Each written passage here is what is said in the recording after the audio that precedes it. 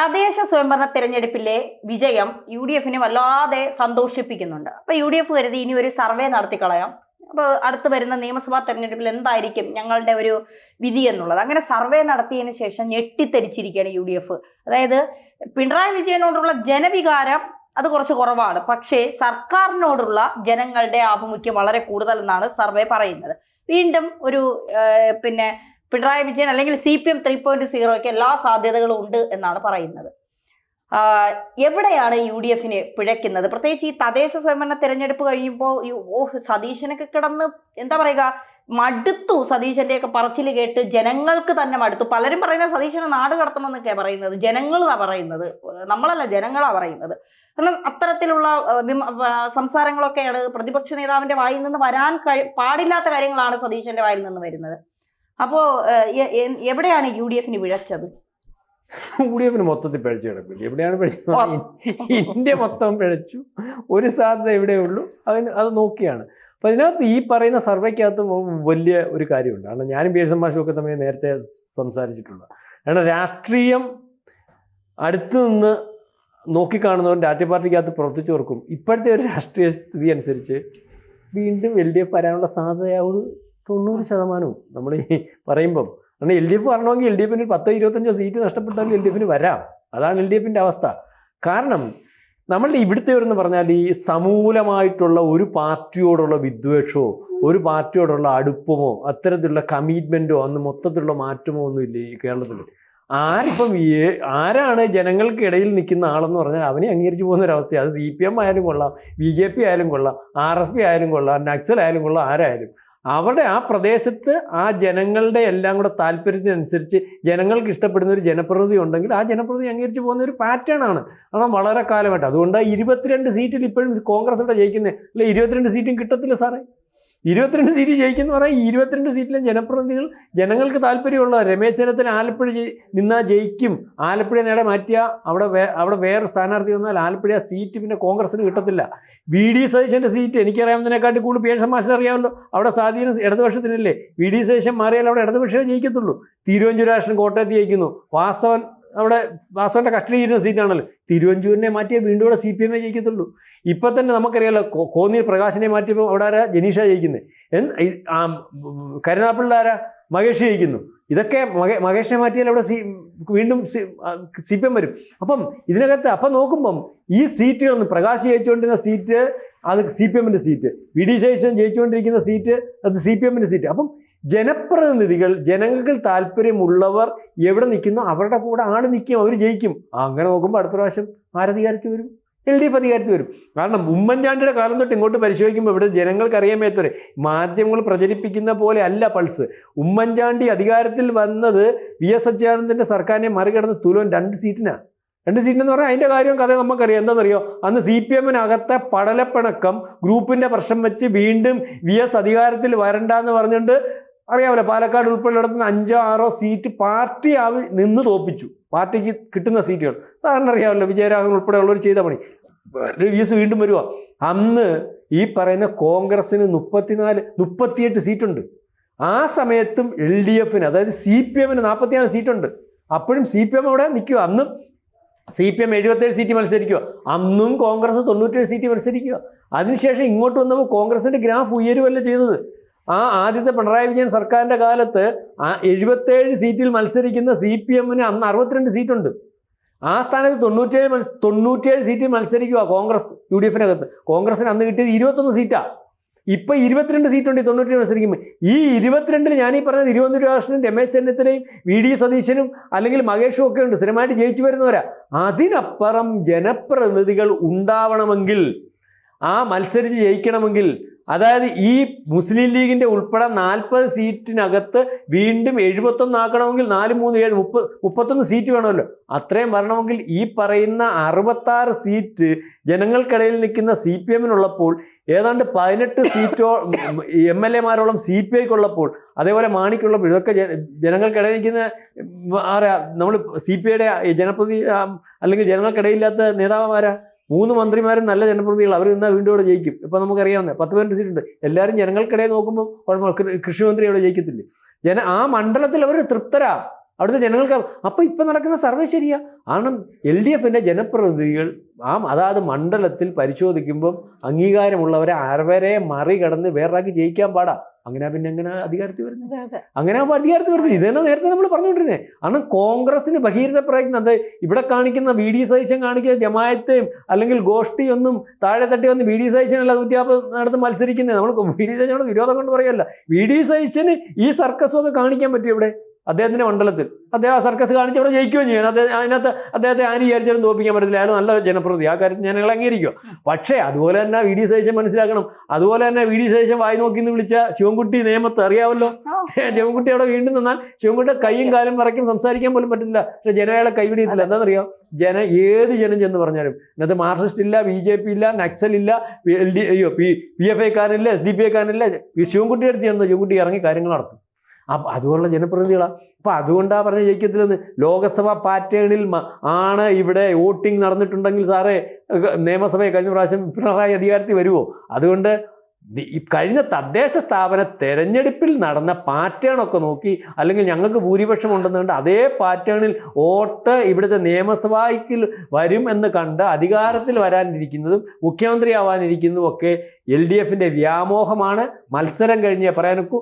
ഏതാണ്ട് survey UDF എടുത്ത സർവേയിൽ UDF ഞെട്ടേണ്ട കാര്യമൊന്നുമില്ല. UDF തിരിച്ചറിയേണ്ട കാര്യം ഇതാ. തിരിച്ചറിയാൻ പറ്റാത്തതുകൊണ്ടാണല്ലോ ആ പാർട്ടി ജീർണിച്ച് ഈ അവസ്ഥയിലായത്. അതായത് ജനങ്ങൾക്കിടയിൽ ഉണ്ടോ ഇല്ലയോ, നിങ്ങളുടെ ജനപ്രതിനിധികൾ എത്രയ്ക്കുണ്ട്, അല്ലെങ്കിൽ നിങ്ങൾക്ക് ജനം എന്തിനു വേണ്ടി അംഗീകാരം തന്നിട്ടുണ്ടെന്നുള്ള കാര്യത്തെപ്പറ്റി അവർക്ക് വ്യക്തത ഇല്ലാത്തതുകൊണ്ടാണ് അവരിങ്ങനെ ജീർണിച്ചുകൊണ്ടിരുന്നത്. അപ്പോൾ അടുത്ത പ്രാവശ്യവും മൂന്നാമതും പിണറായി, അതായത് ഈ തന്നെ പറഞ്ഞ ഒരു കാര്യം ശരിയാണ്, പിണറായിയെ ഇവിടുത്തെ മാധ്യമങ്ങളെല്ലാം കൂടെ ഏതാണ്ട് ഭീകരജീവിയായിട്ട് അംഗീകരിപ്പിച്ചു. പിണറായിയോട്ട് നേരിട്ട് പരിചയമുള്ളവരാണ്. അദ്ദേഹത്തിൻ്റെ ഒരു ബോഡി ലാംഗ്വേജ്, പിന്നെ അയാളുടെ ഒരു ശൈലി, ഈ ശൈലിയെ കാണുമ്പോൾ മാധ്യമങ്ങൾ പറയുന്ന പോലെ ഇയാളൊരു വല്ലാത്ത ഭീകരജീവിയാണ്, അങ്ങനത്തെ ഒരു ഏതുണ്ട്. ബാക്കിയുള്ള കാര്യത്തിൽ ജനകീയ സർക്കാരാന്നുള്ള രീതി ഈ കാര്യത്തിനകത്ത് അഭിപ്രായ വ്യത്യാസം ഒരു പരിധിവരെ ഉണ്ടോയെന്ന് എനിക്കറിയത്തില്ല. ഏതായാലും ഈ സർവേ തന്നെയാണ് എൻ്റെ അഭിപ്രായം. ഞാൻ നേരത്തെ മനസ്സിലാക്കിയിരുന്നതാണ്, ഈ 98 സീറ്റിനകത്തുനിന്ന് 10ഓ 25ഓ സീറ്റ് കുറഞ്ഞാൽ പോലും LDF അധികാരത്തിൽ വരാനുള്ള സാധ്യതയാണ് കൂടുതൽ. അല്ലെ, നമ്മൾ ഇതിനെക്കുറിച്ച് ചർച്ച ചെയ്യുമ്പോഴേ കേരളത്തിലെ തെരഞ്ഞെടുപ്പുകളിൽ സ്വാധീനം ചെലുത്തുന്ന ജനപ്രതിനിധികളുടെ സ്വാധീനം എത്രയാണ് എന്ന് പരിശോധിക്കേണ്ടത് ആവശ്യമാണ്. അതാണ് പൊതുവെ വ്യത്യസ്തമായിട്ടുള്ള ഒരു സ്വഭാവമായിട്ട് എനിക്കിതിനകത്ത് തോന്നുന്നത്. കുറച്ചു കാലം എന്ന് പറഞ്ഞാൽ കേരളത്തിൽ മാത്രമല്ല, ഇന്ത്യയിലെ മൊത്തം തിരഞ്ഞെടുപ്പുകൾ പരിശോധിക്കുമ്പോൾ ആ തിരഞ്ഞെടുപ്പുകളെ സ്വാധീനിച്ചിരുന്ന ഒരു പ്രധാന ഘടകം എന്ന് പറയുന്നത് ആൻറ്റി ഇൻക്യുമൻസി എന്ന് പറയുന്ന ഫാക്ടറാണ്. നമ്മളുടെ മലയാളത്തിൽ നമ്മൾ പറഞ്ഞ ഭരണവിരുദ്ധ വികാരം. ഈ ഭരണവിരുദ്ധ വികാരം ഉണ്ടാകുമ്പോൾ ഉള്ള പ്രത്യേകത എന്താണെന്ന് വെച്ചാൽ അവിടെ ഒരു പ്രത്യേക ടൈപ്പുള്ള വോട്ടേഴ്സ് വരും. ആ വോട്ടേഴ്സിനെ നമ്മൾ വിശേഷിപ്പിക്കുന്നത് ആംഗ്രി വോട്ടേഴ്സ് എന്നാണ്. ആംഗ്രി വോട്ടേഴ്സ് എന്ത് ചെയ്യുമെന്ന് വെച്ച് കഴിഞ്ഞിട്ടുണ്ടെങ്കിൽ നിന്നെ എന്തായാലും ഭരണത്തിൽ നിന്ന് ഞങ്ങൾ അടിച്ചോടിക്കും എന്ന് പറഞ്ഞിട്ട് ഭരണത്തിലിരിക്കുന്ന കക്ഷിയെ തോൽപ്പിക്കുന്ന ഒരു പ്രതിഭാസമാണ് ശരിക്കും പറഞ്ഞത്. അത് കുറച്ചു കാലമായിട്ട് ഇപ്പോൾ ഇന്ത്യൻ തെരഞ്ഞെടുപ്പുകളിൽ പ്രകടമല്ല എന്നാണ് വളരെ പ്രശസ്തരായിട്ടുള്ള ഈ സെഫോളജിസ്റ്റ് എന്ന് പറഞ്ഞാൽ ഈ തെരഞ്ഞെടുപ്പ് വിശകലന വിദഗ്ധരെ വിളിക്കുന്ന പേരാണ് സെഫോളജിസ്റ്റ്. അവർ പറയുന്നതാണ് ഇപ്പോൾ അതിന് പകരമായിട്ട് ഈ ആൻറ്റി മാറി അത് പ്രോ ആയിട്ട് മാറിക്കഴിഞ്ഞിരിക്കുക. പ്രോ ഇൻകംബൻസി ഫാക്ടർ എന്നാണ് വിശേഷിപ്പിക്കുക. ഭരണ അനുകൂലമായ വികാരമാണ്. ഈ ഭരണാനുകൂല വികാരമാണ് പ്രശാന്ത് നേരത്തെ പറഞ്ഞ ഓരോ നിയോജക മണ്ഡലത്തിലെയും ഓരോ MLAയും നിർമ്മിക്കുന്നത്. അതെന്തുകൊണ്ട് എന്ന് ചോദിച്ചാൽ ഈ സർക്കാരിൻ്റെ ഫണ്ട് മുഴുവനും വിതരണം ചെയ്യുന്ന ഒരു നിയോജക മണ്ഡലത്തിൻ്റെ പ്രാമാണികമായ അധികാരിയാണ് അവിടുത്തെ MLA ആണ്. ഈ കോടിക്കണക്കിന് രൂപയാണ് മണ്ഡലത്തിൽ. അത് ഓരോരുത്തർക്കും കൊടുക്കും. ആ പാപ്പച്ച നിൻ്റെ മോളുടെ അസുഖത്തിന് കാശ് ഞാൻ കൊടുത്തിട്ടുണ്ടാ എന്ന് പറയും. പാപ്പച്ചൻ ആ MLA കൂട്ടി ഞാൻ അങ്ങനെ ബാധ്യസ്ഥനായി തീരുകയാണ് ചെയ്യുന്നത്. വീടില്ല എന്ന് പറഞ്ഞ് ഒരാൾ ചെന്ന് തൊഴുകയോടെ ബഹളമൊക്കെ ഉണ്ടാക്കി പാർട്ടിക്കാരെ കൂടി ചേർന്ന് അവസാനം എന്ത് ചെയ്യുന്നത് വെച്ചാൽ വീട് വെക്കും. അയാൾക്ക് ആ MLAക്ക് പിന്നെ വോട്ട് കൊടുക്കാൻ പറ്റണം. അത് ഒരെണ്ണമല്ല. ഇപ്പോൾ സതീശൻ തന്നെ എന്ന് പറഞ്ഞാൽ 10-25 വർഷമായി അവിടെ ചെയ്യുന്നു. ഈ 25 വർഷം കൊണ്ട് എത്രയോ ആളുകൾക്കായിരിക്കും അങ്ങനെയുള്ള സഹായങ്ങൾ ചെയ്തിട്ടുണ്ടാവുക. അങ്ങനെ വരുന്ന സമയത്താണ് വളരെ വ്യത്യസ്തമായിട്ടുള്ള രീതിയിലുള്ള വോട്ടിംഗ് പാറ്റേൺ ഈ തെരഞ്ഞെടുപ്പ് പ്രക്രിയ വരുന്ന സമയത്ത് നമ്മൾ കാണുന്നത്. രമേശ് ചെന്നിത്തലയുടെ കാര്യം പറഞ്ഞ പ്രശാന്ത് ആദ്യം ശരിയാണ്. അവിടെ രമേശ് ചെന്നിത്തല തന്നെ ജയിക്കുന്നതിൻ്റെ കാരണങ്ങളൊന്ന് അദ്ദേഹം ഈ കാലങ്ങളിൽ, അതായത് ഒരു MLA-യുടെ പ്രവർത്തന കാലം എന്ന് പറയുന്നത് അയാളുടെ ഇമേജും അയാളുടെ സ്വാധീനവും വർദ്ധിപ്പിക്കുന്നതിന് വേണ്ടി ഉപയോഗിക്കപ്പെടുന്ന ഒരു കാലമാണ്. അത് എനിക്ക് തോന്നുന്നു നമ്മുടെ ഈ പത്രക്കാരൊന്ന് പരിശോധിക്കുകയോ അത് പരിഗണിക്കുകയോ ചെയ്യുന്നില്ല എന്നുള്ളതാണ്. ഏത് പാർട്ടിയുടെ MLA ആയി കഴിഞ്ഞാലും ആ MLA ഒരുവിധമൊക്കെ ഭേദപ്പെട്ട രീതിയിൽ കാര്യങ്ങൾ ചെയ്യാൻ ബാധ്യസ്ഥരാണ്. മരണം ഉണ്ടായി കഴിഞ്ഞാൽ എല്ലാ വീടുകളിലും ചെല്ലും, കല്യാണം ഉണ്ടായി കഴിഞ്ഞാൽ ചെല്ലും, പിള്ളേരുടെ നൂലുകെട്ടിന് വരെയും ചെല്ലും, സർവ്വകാല. അങ്ങനെ ഇവർ ഈ കുടുംബങ്ങളിൽ ഉണ്ടാക്കുന്ന ബന്ധം എന്ന് പറയുന്നത് ചെറിയ ബന്ധമല്ല. ഇത് ശരിക്കും പറഞ്ഞാൽ കേരളത്തിലെ MLA-മാരെ പഠിപ്പിച്ചത് K. ബാബു എന്ന് പറയുന്ന MLA ആണ്. വീരസമാഷി പറഞ്ഞിട്ടുണ്ടെങ്കിൽ ഇടയ്ക്ക് കയറി പറയും ഒരു കാര്യമുണ്ട്. ഈ കോവൂർ കുഞ്ഞു എന്ന് പറഞ്ഞ MLA അറിയോ? കോവൂർ കുഞ്ഞു. എന്റെ മുന്നേ ആ മണ്ഡലത്തിൽ ഒരു കാര്യവും ചെയ്തിട്ടില്ല. ഇപ്പോഴും ഞാൻ നോക്കാമെങ്കിലേ ആദ്യം പോലെ സാധ്യത ഉണ്ടാക്കി. ഈ പറഞ്ഞ പോലെ ഇപ്പൊ കല്യാണമാണെങ്കിൽ കല്യാണത്തിന് ബന്ധുക്കൾ വരുന്നതിന് മുമ്പേ, ബന്ധുക്കളല്ല, ഒരു ബന്ധുക്കൾ വരുന്നതിന് ഒരാഴ്ച ഉണ്ടല്ലോ, നമ്മൾ ഒരാഴ്ച മുമ്പ് ഏറ്റവും വേണ്ടപ്പെട്ട ബന്ധുക്കൾ അതിനെക്കാട്ടി മുമ്പ് ഇയാൾ അവിടെ കാണും. ഈ കല്യാണം കഴിഞ്ഞിട്ട് 2 ദിവസം കഴിഞ്ഞേ പോകത്തുള്ളൂ. നൂലുകെട്ടാരി ഇതവസ്ഥ. അതുകൊണ്ടെന്തോ കോവൂർ കുഞ്ഞാൻ റോഡ് പോലും നോക്കത്തില്ല. കുഞ്ഞുവിനൊക്കെ ജയിക്കുന്ന എങ്ങനെയാണെന്ന് നമുക്ക് മനസ്സിലാവൂല. നമുക്ക് പുറത്ത് നോക്കുമ്പോൾ മനസ്സിലാവത്തില്ല. വൈകാരികമായിട്ട് ആളുകൾക്ക് ഇപ്പൊ VD സതീശൻ ജയിക്കുന്നത് എന്തുകൊണ്ട് എന്നുള്ളത് ഞങ്ങളുടെ നാട്ടിലെ ഒരു കൗൺസിലർ ഉണ്ട്. ഇപ്പൊ ഒരാളെ പേര് പറയാം, കാരണം ആള് ജയിച്ചു നിൽക്കുക, നമ്മ MR ഗോപൻ, ഇടതുപക്ഷത്തിന്റെ ഒരു കൗൺസിലർ ഉണ്ട്. പക്ഷെ പുള്ളി ഒരു അഴിമതിയും ഇല്ല, ഒന്നുമില്ല. പക്ഷെ ആരെ വീടുകളിലും പോലും ഒരു കാര്യത്തിന് ഒന്നിനും നിൽക്കത്തില്ല. എൻ്റെ അറിവിൽ ഒരു തവണ എങ്ങാണ്ട് ജയിച്ചു പുള്ളി. പക്ഷെ ഈ MR ഗോപൻ എന്ന് പറയുന്ന ആള്, പുള്ളിയെ കുറിച്ച് കുറച്ച് അലിഗേഷൻസ് ഒക്കെ സാമ്പത്തികമായൊക്കെ ഉണ്ടായിട്ടുണ്ടെന്ന് കേട്ടിട്ടുണ്ട്. എനിക്കത് എത്ര ക്ലിയർ ആയിട്ട് അറിയില്ല. ഈ പുള്ളി ആ ഏരിയയിലുള്ള എല്ലാ വീടുകളിലും, അതായത് പ്രായമായ അമ്മുമ്മമാര് വരെ ഗോവയെണ്ണം വരട്ടെ ഇങ്ങനെയാ പറയുന്നത്. പുള്ളി എല്ലാ കൗൺസിലർ തെരഞ്ഞെടുപ്പിൽ പുള്ളിയും ജയിക്കും. അല്ല, ഇതിപ്പോ ഒരു പുതിയ പ്രതിഭാസമാണ്. നമ്മളെ അന്തരിച്ച ഇബ്രാഹിം കുട്ടി എന്ന് പറയുന്ന MLA മുസ്ലിം, അദ്ദേഹം എന്ന് പറയുന്നത് ഇതുപോലെ തന്നെ കല്യാണം വന്നു കഴിഞ്ഞാൽ അദ്ദേഹം അവിടെ പോവും, കല്യാണത്തിന് വേണ്ട ചെറിയ സഹായം ചെയ്യും. ഒരു വീട്ടിലല്ല, എല്ലാ വീട്ടിലും, ഏത് പാർട്ടിയിലും, മനസ്സിലായില്ലേ? അതുപോലെ തന്നെയാണ് പള്ളിക്കാർ വരുന്നു. അദ്ദേഹം മുസ്ലിം ലീഗിൻ്റെ നേതാവ്. പള്ളിക്കാർക്ക് അത്യാവശ്യം വേണ്ട സംഭാവനയും സഹായമൊക്കെ ചെയ്യും, പള്ളിക്കാരുടെ ആവശ്യങ്ങൾ സാക്ഷാത്കരിക്കും. പിറ്റേ ദിവസം അമ്പലക്കാർ വരുന്നു, അമ്പലക്കാർക്ക് എന്താ വേണ്ടത് പറയും, അത് ചെയ്യും. അങ്ങനെ അമ്പലക്കാർക്ക് എല്ലാ ആൾക്കാർക്കും അവരുടെ എന്താവശ്യം ഉണ്ടായാലും അതെല്ലാം ചെയ്തു കൊടുക്കും. അദ്ദേഹം തോൽക്കുന്ന പ്രശ്നമില്ലായിരുന്നു. അദ്ദേഹം മാറിയുന്നതിൻ്റെ പേരിൽ മാത്രമാണ് രാജ്യം ഇവിടെ ജയിക്കുന്നുള്ളായിരുന്നു. ഈ ഒരു പഠനം ഉണ്ടല്ലോ, ഈ മണ്ഡലത്തിൽ ഇങ്ങനെ MLA-മാർ നടത്തുന്ന ഇത്തരം പ്രക്രിയകളുടെ ഒരു പഠനം, ആ പഠനം കൂടി ചേർത്ത് വെച്ചാൽ മാത്രമാണ് നമ്മൾ ഈ തെരഞ്ഞെടുപ്പിൽ ആരാണ് ജയിക്കുക തോൽക്കുക എന്നുള്ള കാര്യത്തിൽ നമുക്കൊരു നിഗമനത്തിലെത്താനായിട്ട് പറ്റുള്ളൂ. അതിനൊരു ശാസ്ത്രീയത ഉണ്ടാവും. ഞാൻ ഈ എല്ലാ സ്ഥലങ്ങളിലും നടക്കുമ്പോൾ പിണറായി വിജയനെ പ്രാകുന്ന ആൾക്കാരാണ് ഞാൻ എല്ലായിടത്തും കാണുന്നത്. പിണറായി വിരുദ്ധ വികാരം എന്ന് പറഞ്ഞാൽ കേരളത്തിൽ വളരെ ശക്തമാണ്. പക്ഷേ അത് ഒരിക്കലും ഒരു പ്രത്യേക നിയോജക മണ്ഡലത്തിൽ പ്രവർത്തിക്കുന്ന ഒരു MLA വാദമല്ല. ഈ പെൻഷൻ പൈസ കുറയ്ക്കൂലേ സാർ, ആ സമയത്ത് കൂട്ടേന്നുമില്ലല്ലോ. അപ്പൊ ചില അമ്മമാര് പിണറായി അല്ല ഇത് തരണത്, ആ സർക്കാർ, അവർക്കത് അവൻ തരൂല. അവ അല്ലെങ്കിലും അവ അങ്ങനെയാണ്, അവന്റെ വീട്ടിൽ കൊണ്ടുപോയാൽ മതി. അത് അവരുടെ ഇത് തന്നു കഴിഞ്ഞാൽ അല്ലെങ്കിലും അറിയാം അങ്ങേര് കട്ട എവിടെ കൊണ്ടുപോവാ, നല്ല മനുഷ്യനല്ലേ. അയ്യോ അതൊക്കെ ആളുകൾ അത് കണ്ടില്ലേ നമുക്ക് പെൻഷൻ കൂട്ടി തന്നത്.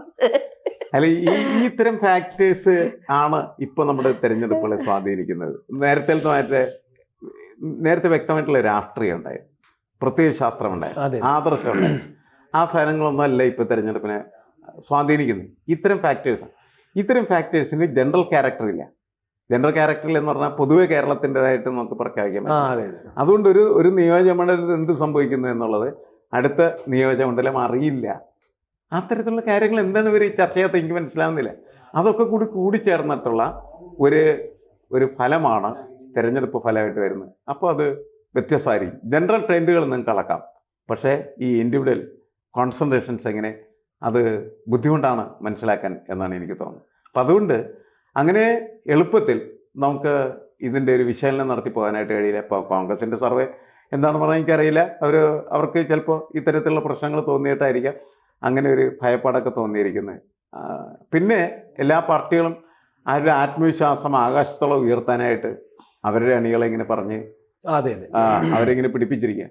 അപ്പോൾ കോൺഗ്രസ് അതേപോലെ തന്നെ മുസ്ലിം ലീഗ് അങ്ങനെയൊക്കെയുള്ള സംഘങ്ങൾ ഒക്കെ ആവേശത്തിലാണ് പിണറായി വിജയനെ തോറ്റ് തൊപ്പിഴിച്ച് അതെ എന്താണ് ഈ കാവില് കിടുക്കനൊക്കെ ഇട്ട് നമ്മള് നടത്താം എന്ന് അവർ പറയുന്നു.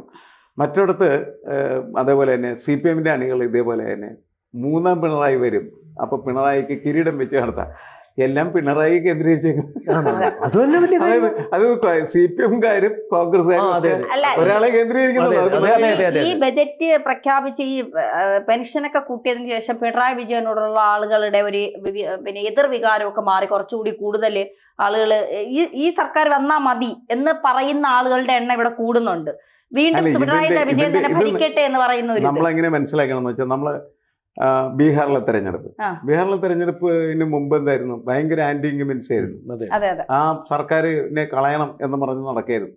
അപ്പോഴാണ് ഓരോ സ്ത്രീകളുടെയും കുടുംബത്തിലേക്കും 10,000 രൂപ വന്നിങ്ങനെ വീഴണയാണ്. അവരങ്ങനെ ഇരുന്നു പോയി. എന്നിട്ട് ഒരു കൂട്ടമായിട്ട് പോയി വോട്ട് ചെയ്തെന്നുള്ളതാണ് ആ ഗവൺമെന്റിന്, ആ സർക്കാരിന് അനുകൂലമായിട്ട്. ഇത് കേരളത്തിലല്ല, ഇന്ത്യയിലെ ഒരു പുതിയ തെരഞ്ഞെടുപ്പ് ട്രെൻഡാണ്. വേറെ കാര്യം ഇപ്പൊ പേഴ്സൺ മാഷ് പറഞ്ഞുകൊണ്ട് നിങ്ങൾ മനസ്സിലാക്കേണ്ടത് മോദിയുടെ ഒരു കളിയായിരുന്നു. അത് പിന്നെ എല്ലാവർക്കും മനസ്സിലായി. ചീത്ത പറയാനും മോദി, നല്ലത് പറയാനും മോദി. ഇതേ അവസ്ഥയിലാണ് കേരളത്തിൽ. ഇപ്പൊ പറഞ്ഞില്ലയോ, അവർക്ക് പിണറായിയെ തോപ്പിക്കണം, ഒരാൾക്ക് പിണറായി ജയിപ്പിക്കണം. UDF-ന് നേതാവില്ല. UDF-നകത്ത് പറയാം നമുക്ക് പിണറായി തോപ്പിക്കണം എന്ന് വെച്ചാൽ സതീശനെ ജയിപ്പിക്കണം എന്ന് പറയാനാണില്ല. അല്ലെങ്കിൽ അങ്ങനത്തെ പണ്ട് കരുണാകരനെ ജയിപ്പിക്കണം എന്ന് പറയാനുണ്ടാവില്ല. അതാണ് പ്രശ്നം. അതായത് തോൽവിയും വിജയവും ഒക്കെ ഒറ്റാളെ കേന്ദ്രീകരിച്ചായിരുന്നു, പിണറായി മാത്രമേ. ഒരു പേരിങ്ങനെ നിൽക്കില്ലേ കേരളത്തിൽ, പിണറായി വിജയൻ പോസിറ്റീവ് നെഗറ്റീവ് ആയിട്ട്. നേരത്തെ എങ്ങനെയാണോ കരുണാകരൻ ദൂരെ വരുന്നുണ്ട്, UDF-ന്റെ കെ കരുണാകരൻ, നയനാർ. അതായത് കോൺഗ്രസിന് ഇപ്പം നമ്മൾ പറയാൻ ഒരു നേതാവില്ല. പിണറായിയെ തോപ്പിക്കണം, പിന്നെ തീരുമാനിക്കാൻ നേതാവ്. ഒരു വല്ലാത്ത സാധനമാണ്.